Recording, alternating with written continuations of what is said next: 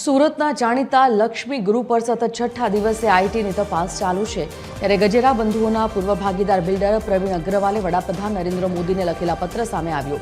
પ્રવીણ અગ્રવાલે આશરે 2000 કરોડના કૌભાંડના પુરાવા સાથે આક્ષેપ કર્યો છે કે ટેક્સટાઇલ માર્કેટના બેનામી નાણાં હોંગકોંગ મોકલી વ્હાઇટ કરીને પરત લાવવામાં આવ્યા હતા।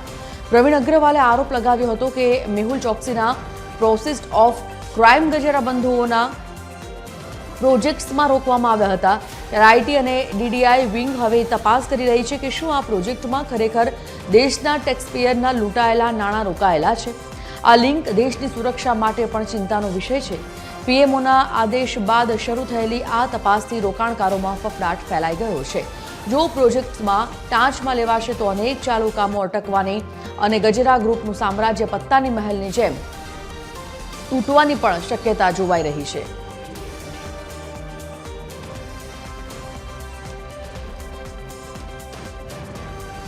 સંવાદદાતા દિવ્યેશ પરમાર લાઈવ જોડાઈ ગયા છે સુરતથી। દિવ્યેશ પાસેથી જાણીએ વિગત। દિવ્યેશ, જે પ્રકારે અત્યારે આઈટીનું ઓપરેશન ચાલી રહ્યું છે છેલ્લા એક વીકથી લક્ષ્મી ગ્રુપના ત્યાં પણ અત્યારે આઈટી વિભાગ ત્રાટક્યું છે। સાથે સાથે ઘણા બધા એવા મુદ્દાઓ અત્યારે બહાર આવી રહ્યા છે, વિગતો બહાર આવી રહી છે જેમ જેમ તપાસ આગળ વધી રહી છે। આ તપાસમાં હજી કેવા મોટા ખુલાસા થવાની સંભાવના? બિલકુલ, જે પ્રકારે લક્ષ્મી ગ્રુપ પર આઈટીની રેડ પડી છે તેને લઈને દિવસે ને દિવસે અલગ અલગ જે પ્રકારે ખુલાસાઓ સામે આવી રહ્યા છે।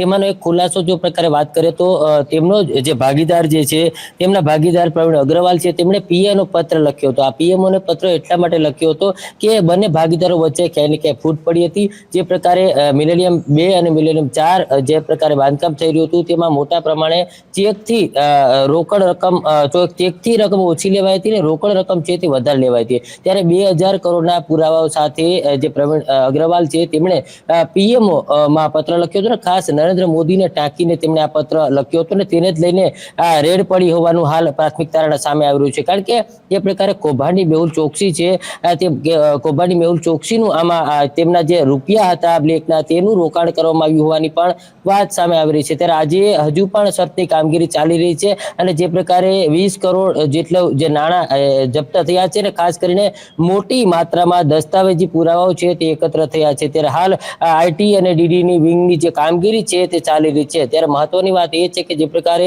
આ આખો પત્ર લખવામાં આવ્યું છે અને પત્રને લઈને ક્યાંય ને ક્યાંય સ્પષ્ટીકરણ તેમાં પણ કરવામાં આવ્યું છે અને 2000 કરોડના ખુલાસાઓ મૂકવામાં આવે છે। કારણ કે જે પ્રકારે તેમનું આખું આ કૌભાંડ જે છે તે હોંગકોંગ રૂપિયા ગયા હતા અને હોંગકોંગથી તેમના ભત્રીજા જે છે તેમના મારફતે સુરતમાં ફરી આખા મની લોન્ડરિંગ તરીકે આવ્યા હતા અને આ જે પ્રવીણ અગ્રવાલ જે છે તેમાં 43% ભાગીદાર હતા। પરંતુ ત્યારબાદ જે પ્રકારે તેમનો ભાગ જે છે તે ઓછો કરી દેવામાં આવ્યો અને તેમાં જ આખી વાત છે તે સામે આવી છે અને તેમાં આખો ખુલાસા આપતો પત્ર લખવામાં આવ્યો છે અને મોટા પ્રમાણમાં જે પ્રકારે આક્ષેપ થયા છે તેને લઈને હાલ હજુ પણ આઈટીની સર્ચની કામગીરી છે તે યથાવત જોવા મળી રહી છે અને મોટા પ્રમાણમાં દસ્તાવેજો એકઠા થયા છે અને દસ્તાવેજોમાં વાત કરીએ તો મોટા પ્રમાણમાં જે બંને ભાઈઓ જે રોકાણ કર્યું હોય તે જગ્યા તેમજ જે બેનંબરી આખો જે ખેલ ખેલાયો હોય તે પ્રકારના સૂત્રો દ્વારા જે પ્રકારે માહિતી મળી રહી છે તે મુજબ મોટા પ્રમાણમાં દસ્તાવેજો મળ્યા છે અને તેને જ લઈને હાલ ઊંડાણપૂર્વકની તપાસ છે તે ચાલી રહી છે।